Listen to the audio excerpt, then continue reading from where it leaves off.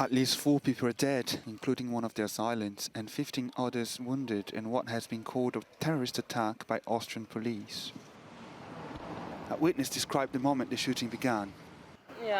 Suddenly, the shooting started. First, we didn't know what it was, but suddenly people who were sitting in other terraces started to run. First, we kept standing there because we didn't know what was going on, and then there was shooting again, but closer, so we started to run away.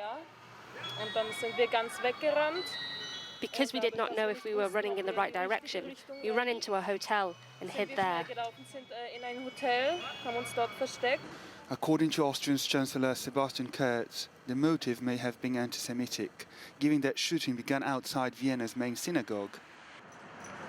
With at least one attacker still on the loose, Austria's Interior Minister issued this warning. If it's possible, except for professional reasons and other important reasons, then please stay at home. French President Emmanuel Macron immediately tweeted that the French share the shock and grief of the Austrian people. This is a friendly country that has been attacked. This is our Europe. We will not give in. France has endured 3 attacks blamed on Muslim extremists in recent weeks, all of which were strongly condemned at the time by Austria's Chancellor. The neighbouring Czech Republic has launched border checks amid fears that the gunmen might be heading in that direction. Jay Marcus, Euronews. Well, let's go to Vienna now to speak to our reporter Johannes Plechberger, who's there for us. Can you just explain, we know that at least one shooter is still on the loose. What is the status of the investigation right now? The authorities think that there might be up to 4 additional attackers. One has been shot. There might be up to 4 additional attackers that are still on the run. The police are searching all over Vienna. There are helicopters, there are police cars.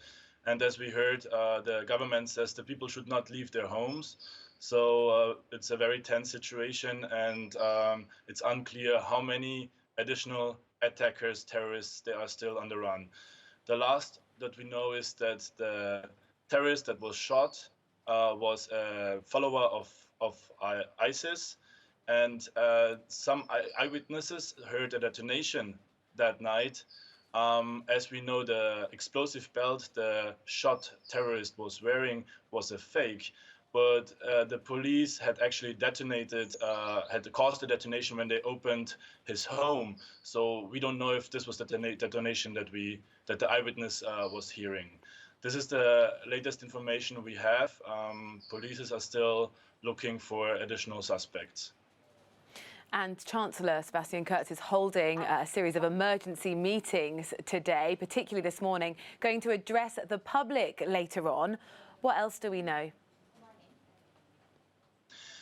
Well, something else that we know about the victims. So another person died in the early morning hours. So we know now that there are 4 victims so far and several injured. And we know that there are 2 women dead and 2 men dead. And a woman that died at the shooting, she was a restaurant employee, and she worked in a restaurant in a bar.